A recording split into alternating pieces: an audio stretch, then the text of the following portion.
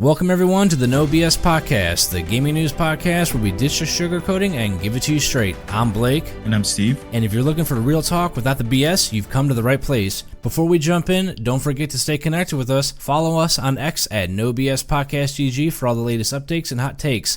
Check us out on our YouTube channel, No BS Podcast GG, and be sure to hit that subscribe button. I'm also on TikTok at Blake No BS throughout the week, so make sure to stop on by and say what's up. Love what you're hearing? Show your support by liking this episode, dropping a comment with your thoughts, and subscribing to keep up with all our future content. This week we focused on Ubisoft and the possibility of going private, Astrobot's success, the future of Palworld, overpriced PS5s, and the controversy around Dr. Disrespect. Alright, let's cut through the BS and get into today's episode. Welcome everyone to the No BS Podcast. It's been a good but definitely long week, and I'm excited to talk about these topics today. So what's been going on with you, Steve, this past week, and any games you've been playing? Not as much as I would like. It was a fairly busy week with work, so I didn't get a whole lot of time to really play much. Played a little bit of WoW Friday, but mostly just kind of playing a little bit of Balatro. It's a pretty fun game. If you haven't played it, definitely should check it out.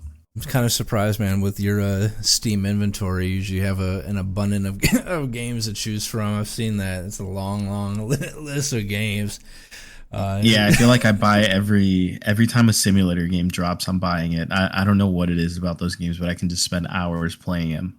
Well, every time we talk about a game, you're like, what, you haven't, pre-ordered that? You haven't put it on your wish list? You haven't gotten it ready to go? And I'm like, no, I got like maybe 15 or 16 games on my Steam, and then like I know you've got like 100. You got a freaking library full of video games.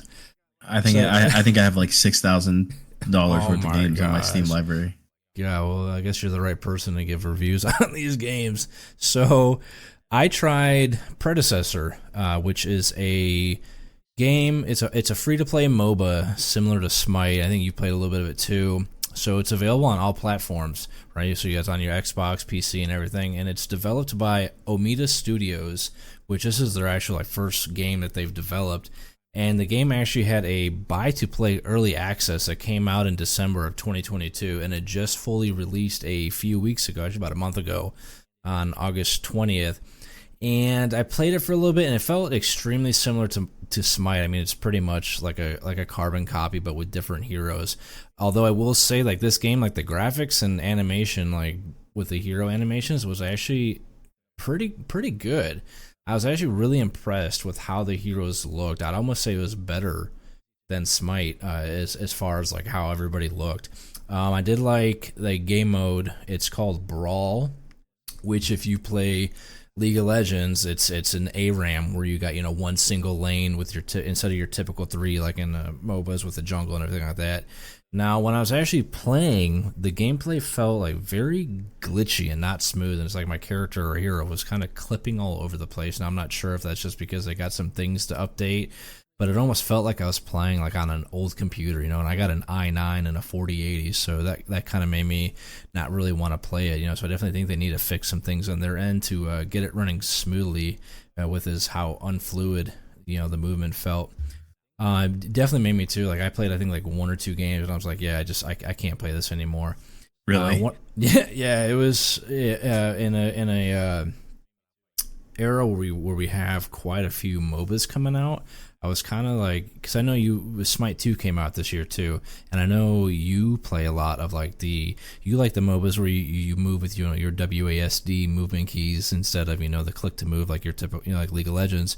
So I was kind of curious about this, seeing that it was free to play, and yeah, I just honestly, man, like even though like the graphics and stuff like that, I feel like are better than Smite. Like I 100% like did not like this game.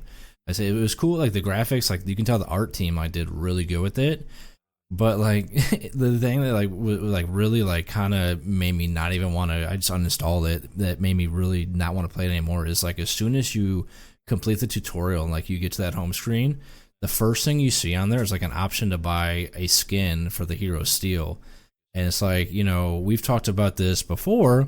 Like we're not against selling skins. I'm not against company or these games selling skins, especially for your free-to-play live service games, but it shouldn't be like the first thing you see. Like it literally says like buy this skin, and like right there in the main menu it's like there's a store option, so put it there. Don't put it right in your main menu.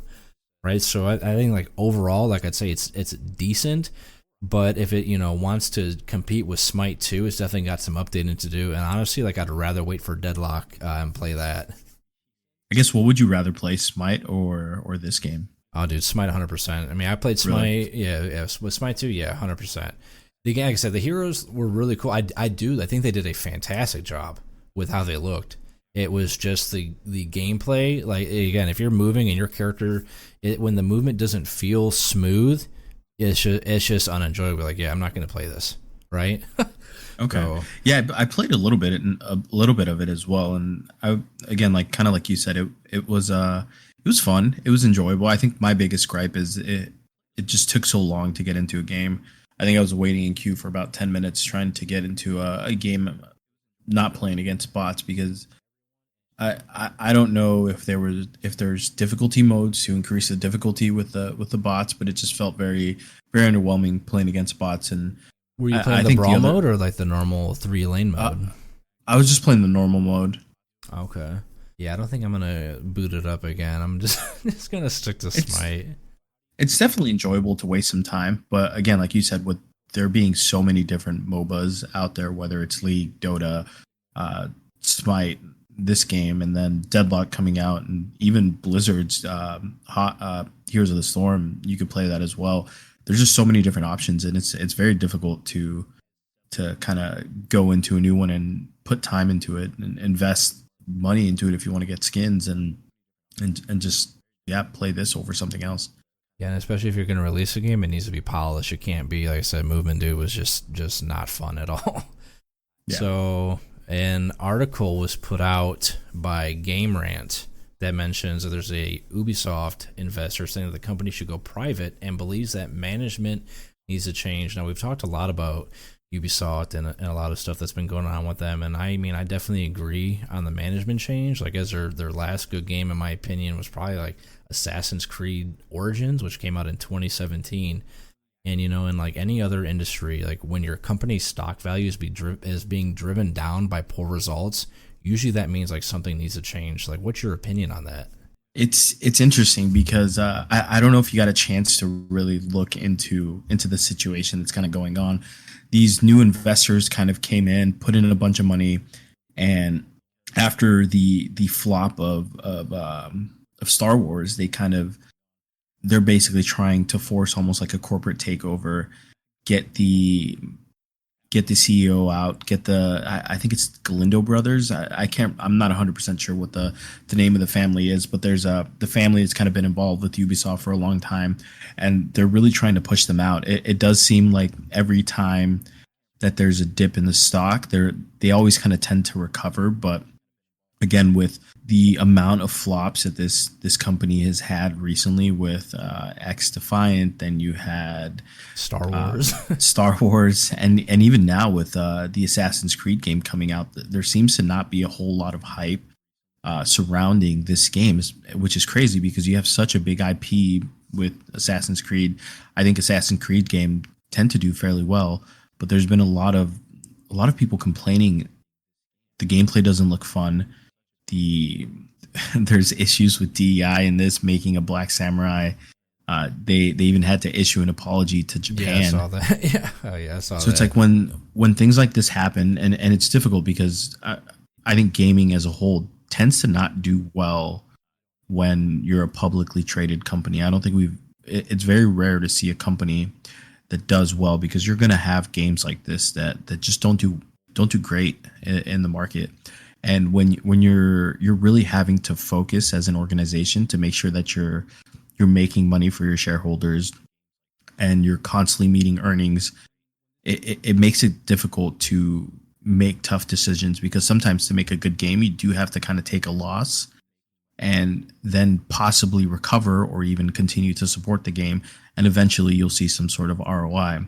Yeah, but it's harder, and this is kind of the reason why they want to steer more so towards the private sector, is because now they don't necessarily have to worry about making earnings. They can just kind of focus on putting out good content, put out the good content, and then if you lose money, you lose money, but you're kind of hoping to recoup that in the future with whether it's having the game be a live service game and you're just constantly updating it Yeah. You see something similar with like No Man's Sky that was getting shitted on the entire time, and then a year or two later, it just kind of recovered. Yeah, it definitely had a turnaround with it. Now, I'm sure you saw this. It's say that this is actually like Ubisoft's actually at a 10-year all-time low with their stock price. And like I'm agree with you 100%. Like it is hard for a publicly traded company. Like you have to appease to those shareholders. Like obviously you got shareholders too, from private investors. But like when you have a publicly traded company, like that's your main, right? That's all they care about is, am I going to get my investment back? They don't care. They're not looking 5-10 years down the road. Like, oh yeah, maybe we'll get, a better game and recoup this money. We may have to be at a loss. Like they don't want to be on a loss at all, right? They want to constantly be making profit. So I'm hoping like if they go private, like that maybe they can get some more capital from more private or from other private investors, and in turn put out better games, because like they don't really have games that are as popular nowadays, like like Black Myth Wukong and Baldur's Gate and stuff like that. And I think maybe again if they got more capital from private investors, maybe they can put out some better titles. If not this year, next year. Whenever they decide, if they do decide to go private. It's crazy because Ubisoft is, for me, like they've put out some of the games that I've enjoyed the most in my entire life, whether it's Far Cry, Splinter Cell, Assassin's Creed. Like they've put out so many really good games. Watch Dogs. They could honestly just kind of go back and just kind of re-release some of these, not necessarily re-release, but like just continue to grow the IP, and ideally, hopefully not try to ruin it. I think Watch Dogs Legions, I was very hyped when that game was coming out. Watch Dogs 2 was incredible for me. It was such a fun time. I spent hours and hours playing that game. So when the third iteration was announced, I was fairly excited. I pre-ordered it. I was ready to play the game, and I think within 1 to 2 hours I just dropped it. It was a waste of $60-$70 that whatever I paid for it. And it sucks to see, but you have an organization like Ubisoft that's kind of under the same spectrum of like the whole ideology of go woke or go broke. Yeah. Where they're just trying so hard to appease to a very vocal minority. And I think the thing people tend to forget is gaming is universal. Like I think trying to force diversity into an industry that's already diversified, like no one cares when you're playing a game. You're playing, everyone gets to play the same character, everyone gets to experience the story of the main character. You're not necessarily worried about whether you're being you have a character that you can kind of connect with. Like, yeah, you don't care if they're black, white, gay, straight, lesbian. Like, it don't matter. And the game doesn't care that you're any of those either. It's one of those things too. It's like you can go into, even if it's a multiplayer game, you can go in there and play, and no one cares what you are, what you look like. You're just playing the game. It's enjoyable. 100%. Everyone's having fun. If the game is fun, then it's going to be fun. And again, Ubisoft has been in the limelight for going through and doing stuff that people just really don't want. I think recently, I think they started doing this a couple years ago too. They have almost like an internship program where it's their whole concept is they want to promote other genders being able to come into an industry such as gaming. So they have it marketed almost as like, if you're a man, you're not going to get this internship. It's either a woman or identify as a woman. Discrimination. Yeah. And again, it's like we said, it's one of those things where gaming is universal already. If you just put out a good game, no one cares about anything else. I don't care if there's a Mexican in the game. I could care less, and I'm sure you don't care if there's a white guy in the game. It's just You just want a game that's good with a good story, and that's it. But when you try to force things down our throats, like with Assassin's Creed, the new one, Concord too, dude. Yeah, but the new Assassin's Creed, I don't know if you've looked into it at all. They kind of they had these people that put out basically fake stories to kind of try to prove their point that there was some sort of black samurai back in the day, and this is why they chose to have the main protagonist be a black samurai. Yeah, I was reading on it. Yeah, with the whole apology issued out by him. Yeah, So it's crazy that they kind of go to these lengths to just try to force diversity down our throats. Well, like, we've talked about this like numerous times that consumers are more now than ever like speaking with their wallets. The games that you were talking about, like Far Cry and Assassin's Creed, like all those games are like 7, 8+ years old, and they haven't really made, like I said, haven't really done anything that's been really good. And we're seeing this whole wokeness with these games that go woke or go broke. I mean, they are going broke for going woke. Look at Concord, look at Alan Wake 2, look at Spider-Man 2. I mean, all these games, was Justice League game. Everybody, their games are failing because they're trying way too hard to appease everybody. And like you said, it doesn't matter. As you as a person, it doesn't matter if you're gay, straight, black, white, Mexican, Asian. Like when you're playing the game, you're not you're that character, right? You're not you. So it doesn't matter.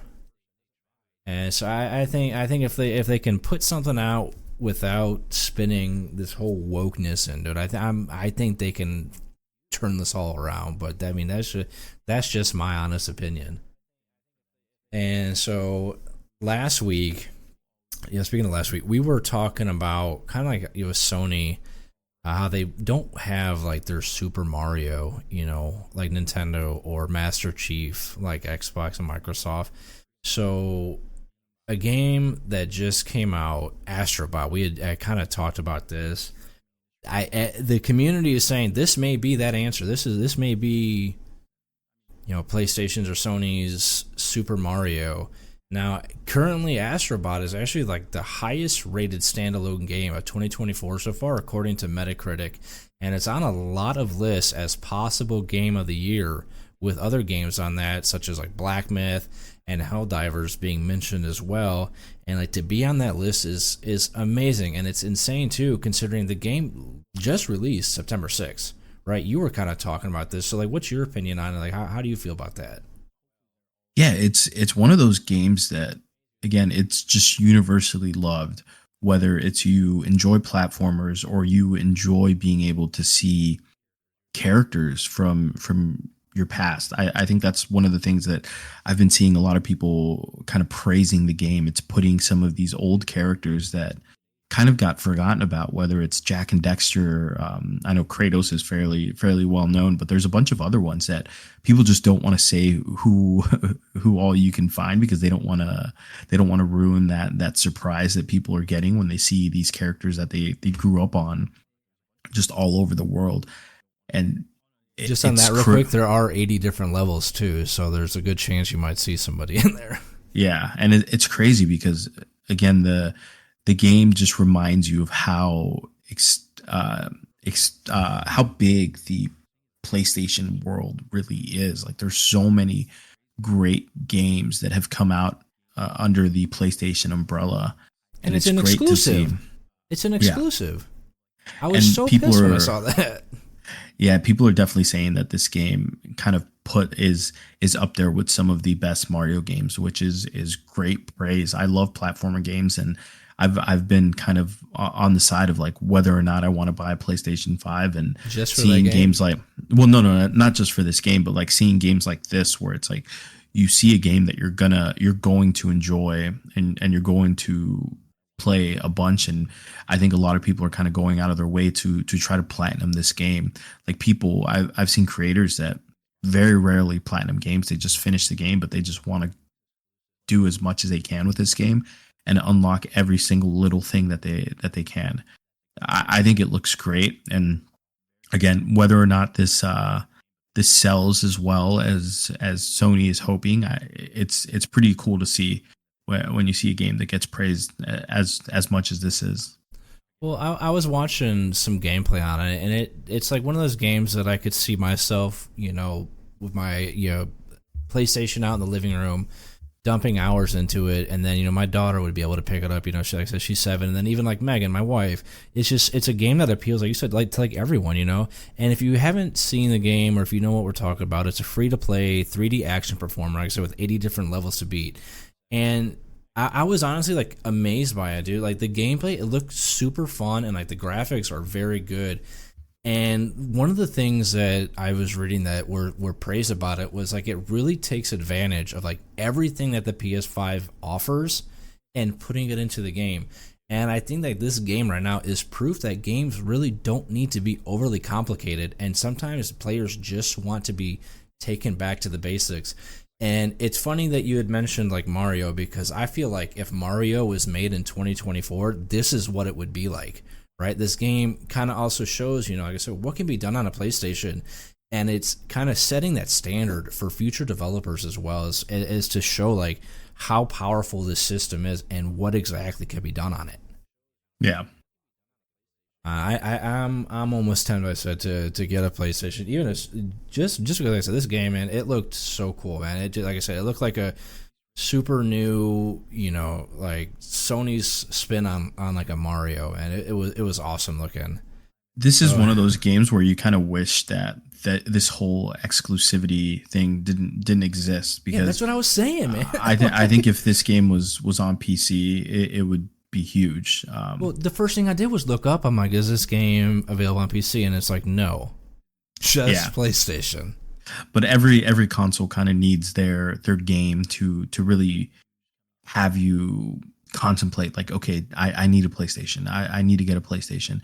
And every console is always going to have some exclusivity, but I think PC should kind of supersede that. I think every game that gets released should be released on PC immediately. Yeah, you can plug. The thing is one of the things they were talking about with it being so hard for PC too is the game takes advantage of like the whole analog, joystick or something like that, or the DualShock, whatever it's called for the PlayStation. It's like all those things can be plugged into a PC too. Right? I mean, Xbox has its Game Pass that you can get on PC. Like, maybe Sony should put something out that we can get this game, because, dude, I would sit here and I would play it nonstop if I was able to. I mean, the game is like looks that good. Yeah. So, a game that hasn't been talked about recently is making headlines with the announcement of a PS5 port possibly coming soon. Now, this was hinted from the upcoming Tokyo Game Show, which will be here September 26th. Now, if you're unfamiliar with Palworld, it's pretty much Pokemon, but on crack and more multiplayer friendly. Now, Steve, I know we played quite a bit of it, and you know the kind of games I like. Like, I love the building, survival kind of, open world aspect to it, and this is one of the few open world games that I've actually enjoyed. So, what's your opinion on it possibly coming to PS5? When I originally saw this partnership, I was kind of blown away, because it's almost like Sony is throwing a big middle finger at Nintendo and saying, "Oh, you got Pokemon. Okay, we're gonna go and invest. Yeah, we're gonna go connect with this organization here that's basically doing what y'all are doing, but better." Because realistically, Palworld is everything that people that play Pokemon have ever wanted. I think there's a couple things here and there that they can kind of throw in, that Palworld can kind of throw in there to make it feel more like Pokemon, with like Pokemon battles against other people, or even sort of gym leaders. I didn't play too much of it. I think we got probably like 10-ish hours on that game.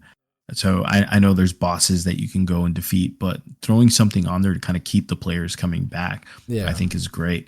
But this partnership with Sony is huge, because it's exposing people that didn't get to play the game initially because they don't have a PC, and all they have is this PlayStation.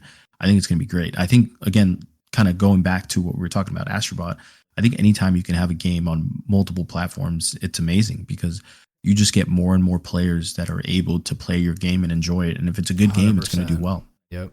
I was going to say, man, with Astrobot, and with the possibility of Palworld, like, you'd almost be dumb to, and it sounds rude, you'd almost be dumb not to get a PlayStation over Xbox, and Palworld, man, if those 10 hours that we played definitely felt longer. I mean, we spent like how many hours like just building our base, and we were, like, he mentions the dungeons. It was so funny. We were sitting there, throwing like the lowest level PAL balls that we had inside of the in the dungeons, hoping with the 0.01% chance that our PAL ball will capture it, and it just spamming them at the freaking bosses, dude. And I think definitely see a lot of success, the PS5, and like you said, you want these games. Like, yes, we need exclusivity, right? PlayStation needs the games that are gonna make people buy a PlayStation. Xbox needs the games that's gonna make you go to the Xbox. But when everybody's able to play it, it just kind of, I mean, it brings that game to a whole nother level, of success than if it was just on one. So, speaking of PlayStations, dude, so they launched a new page on its website, basically stating that they'll be offering a refurbished PS5 now, right? A refurbished one with the disc driver for $399.99 and the digital edition at $349.99. So that comes out to like about $100 discounts. So what do you think about that? Would this make you consider possibly getting one? I mean, this is definitely a great option for people that want the console. I think you already see companies like GameStop and Best Buy doing fairly well in the console market, selling refurbished products. Again, I think the biggest barrier to entry for gaming is money. Gaming is very expensive, whether it's you play on console or you play on PC. PC, I think, has the highest barrier to entry because a good PC is fairly expensive. And that's kind of what console provides. It really gives you a fairly inexpensive access to a lot of these games. You're still paying 60, 70 plus dollars, whether it's a month or however many games you're purchasing. You're constantly having to buy games, buy controllers. So having a much easier to really manage price point is great. I think anything that can make gaming cheaper and more accessible is great.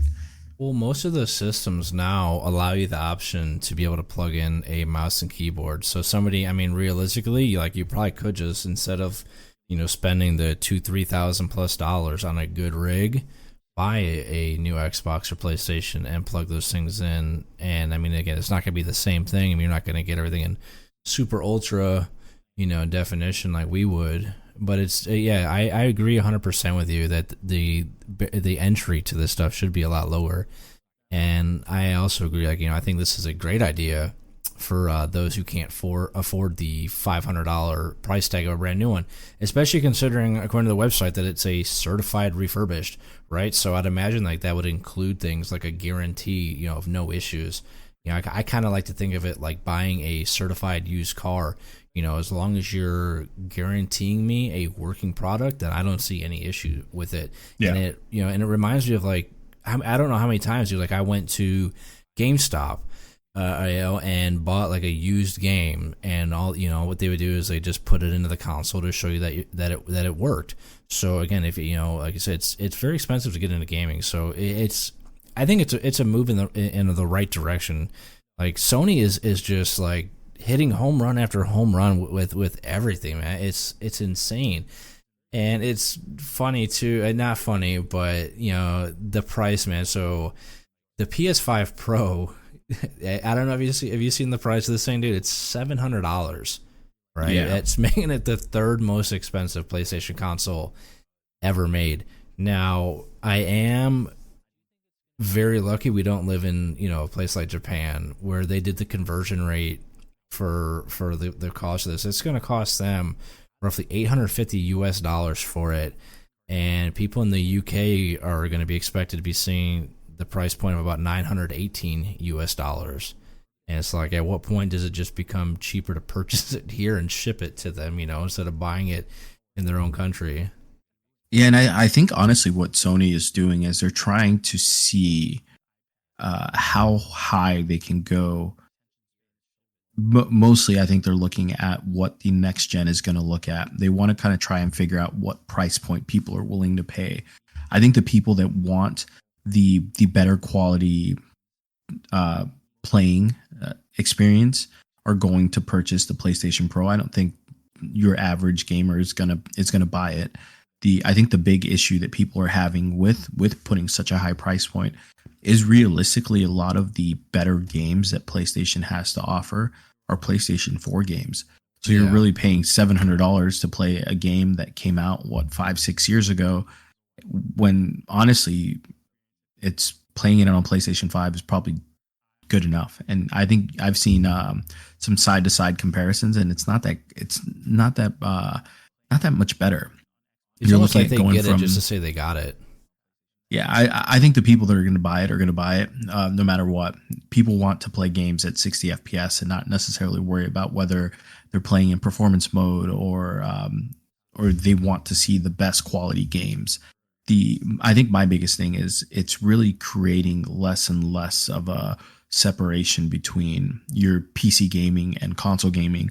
I think people that enjoy playing video games would purchase a console because they can't necessarily afford to get a PC, because PC, again, it's a much bigger barrier to entry than what a console is. Your graphics card costs as much, if not more, than a whole system.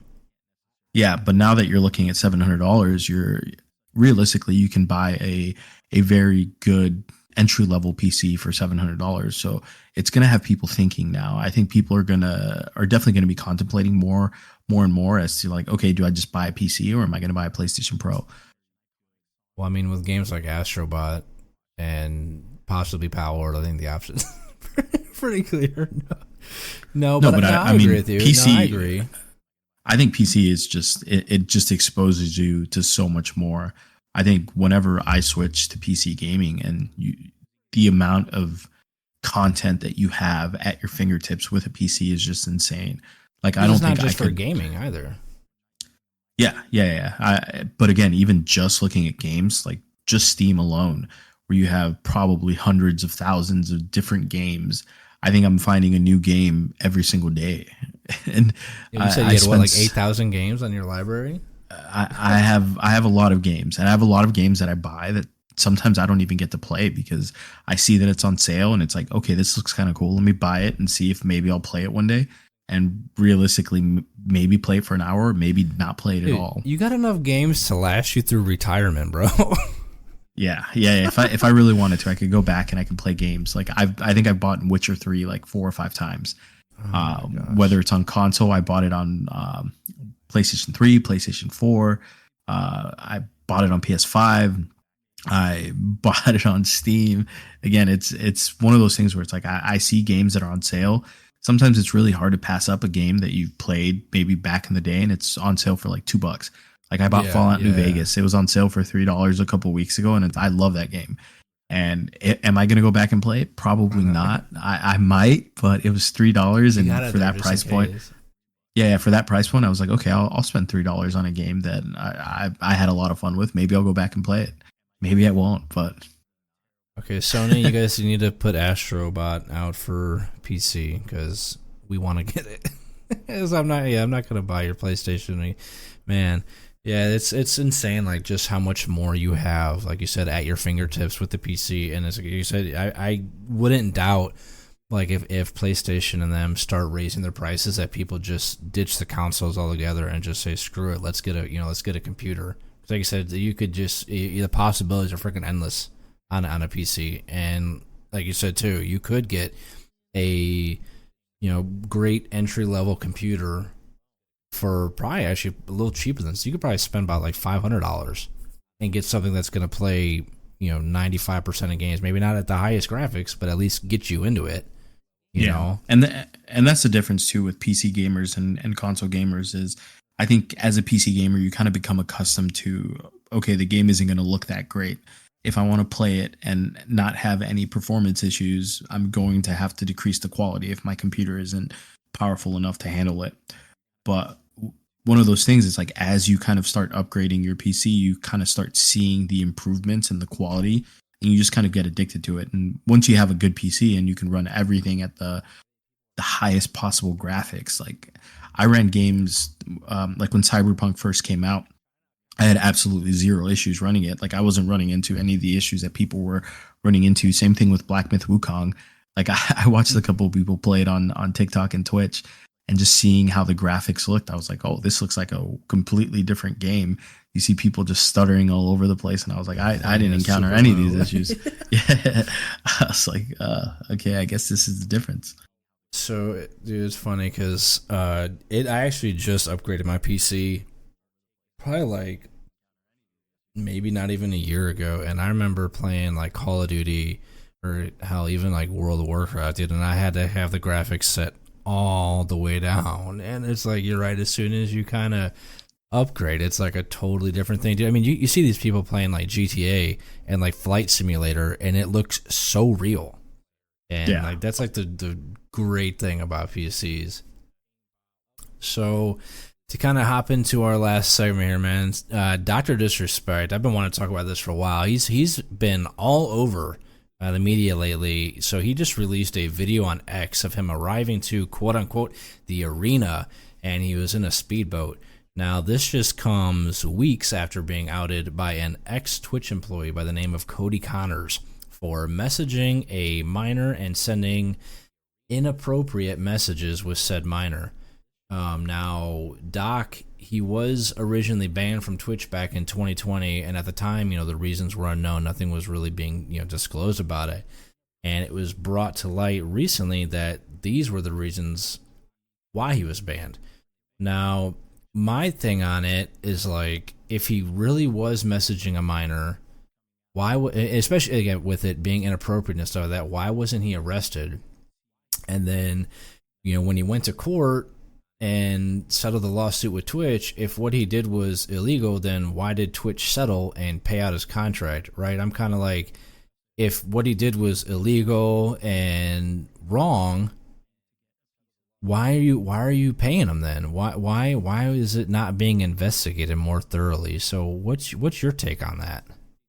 It's definitely a weird situation where we definitely aren't privy to all the information.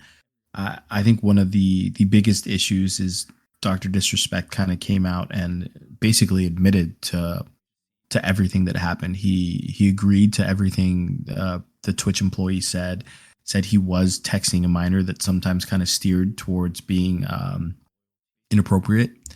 And now he's kind of coming back and saying everything he said previously. He's like, okay, it wasn't true. He was saying that he used specific keywords so that way the media would pick up on it. And it's like, dude, you're not going to say that you were inappropriately messaging a minor to how many people, right? You're not going to say that. Yeah, and I definitely agree. Like, if this really was happening, and this is the reason that he was banned from Twitch, it's weird because again, he went to court and they settled outside of court. Twitch paid him. I'm not 100% sure how much Twitch paid him. It was a couple $1 million. Yeah, Twitch paid him out, and he was able to go back into YouTube and continue streaming, and nothing happened. Versus if you kind of knew that this is what was going on, I think Twitch could very easily just kind of publicly say, hey, this is the reason. And now Dr. Disrespect basically has no case to really stand on.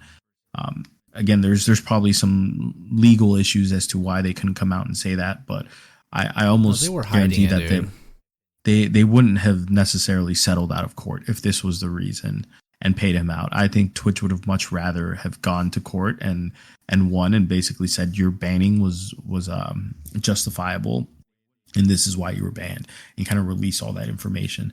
And again, he's kind of going back to and saying, okay, the messages weren't inappropriate, and people are asking him to release the messages. He wants. Yeah, I hope he does. So I really hope he does. Yeah, it's just a weird situation.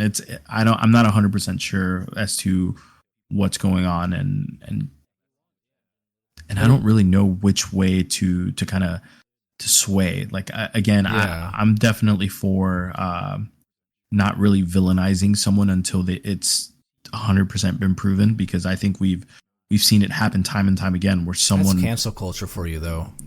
Yeah, someone gets accused of something and then it just ruins their career, and then a couple years down the road come down and it's like, oh, this person was lying. Yeah, 100%. And everything that happened wasn't true. Yeah. And now you're just like, okay, this person's career is ruined. They can't do anything anymore.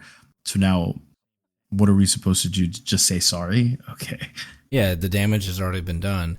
Honestly, though, like, I hope, like, if the messages do get released, I hope that Twitch as a company burns to the ground. Not like literally, but, the fact that they're allowing this to go on, and like I said, if they're hiding this, like, what else has been said by other streamers and other users that maybe they're not fully disclosing out there?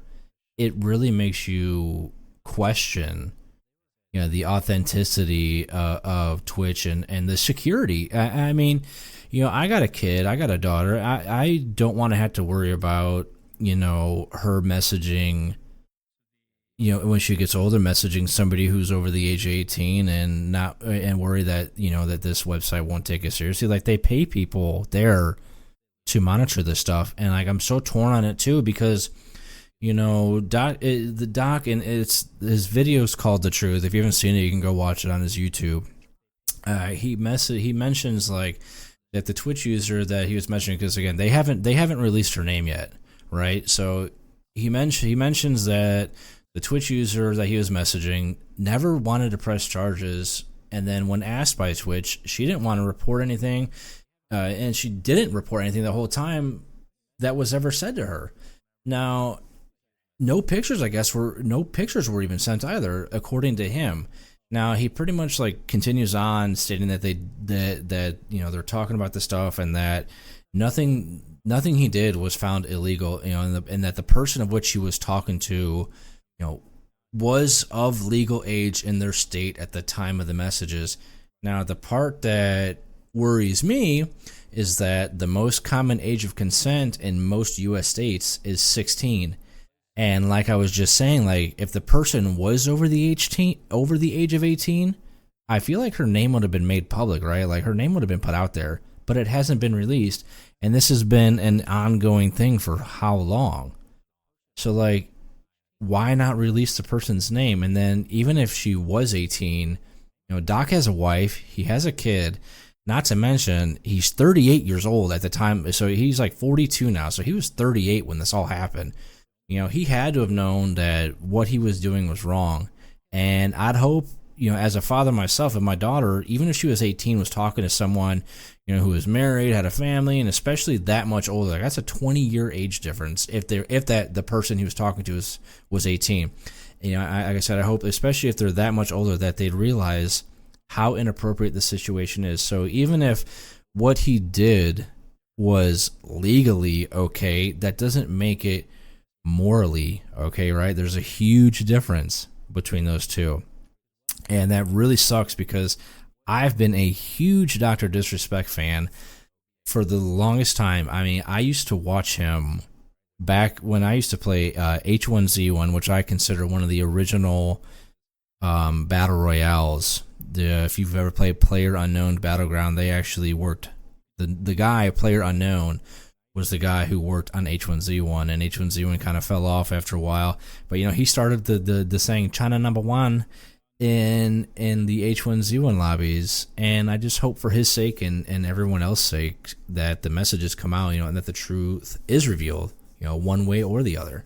Yeah, I don't like you said, it's a tough situation, and again, I've watched Dr. Disrespect in the past as well, and I've enjoyed his content. So seeing, it's crazy to say, but it's such a common occurrence with this industry, because a lot of the people that do consume the content are younger. So a lot of the people that they're interacting with on a day-to-day basis are going to be under the age of 18.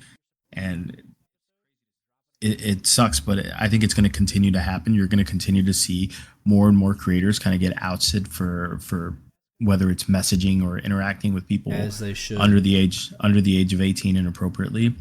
And it's a tough thing to really manage, because again, there's social media doesn't necessarily display private messages unless the people that are responsible for it are exposing the messages. But I think the people that are kind of providing the content, again, like Dr. Disrespect is almost 40. He got ousted for cheating on his wife. He and again, I think it was with multiple people. Yeah. And at the same time, when he was cheating on his wife, he was messaging this person inappropriately. Whether they were under the age of 18 or not, we don't necessarily know. But it's hard to make a unbiased opinion when we don't really know the information. We don't know everything that's going on. So I think until any of that information is made clear to us, it's hard to make a decision. Yeah, and like you said too, like, he had put out this tweet basically confirming everything. Yeah. And then now he's saying, no, I specifically used words to bait, the media. And it's like, again, dude, you're not going to say that stuff. You're not going to say that stuff if you didn't do it. It almost feels more like damage control. Now, there's a general consensus going on that if Dr. Disrespect doesn't sue this Cody Connors guy, then that's pretty much him admitting, like, yeah, it's all true, right? Because this is a huge defamation. This is a huge case going on right now, right? This guy, I mean, he pulls in like 60 to 100,000 viewers every single stream, man. So it's definitely all over the place, and the truth needs to come out one way or the other. Yeah, I'm definitely waiting to see, and before I make a decision. I think one of the I don't know if you saw how like Nick Merckx is kind of getting dragged into this, and people are kind of spamming him saying, why didn't you wait for all the information? And his thought process was the exact same as ours. It's like he came out, he said he did the stuff. Yeah. It's like now he's kind of coming around and backtracking. It's like, what am I supposed to believe? It's like I cut my ties with him because he admitted to doing this inappropriately, and I don't support that. So because of what he said, I'm just not gonna fuck with him. Yeah, no, I agree with that. I would do the same thing if it was somebody that I knew. If you admitted to it, see you, man. I don't. There's no reason to put that out there and say that stuff unless it's true. 100%. So some upcoming games, we got Final Fantasy 16 is coming out on PC September 17th. We got Enotria, The Last Song, is coming out September 19th. You got God of War Ragnarok on PC coming out September 19th. And then you got the Karate Kid Street Rumor coming out September 20th. Now, I was on Steam a little bit ago, and there are a lot of like good games right now going on sale. So if you're looking for some games to pick up, here's a few that like I highly recommend you check out.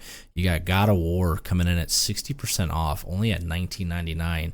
You got the whole Forza franchise is having a sale where every game but the Horizon 4 game is 50% off, and Horizon 4 is 80% off.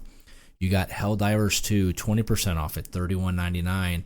This is a game you like, Steve. We've played this before. Gunfire Reborn is 35% off at $12.99.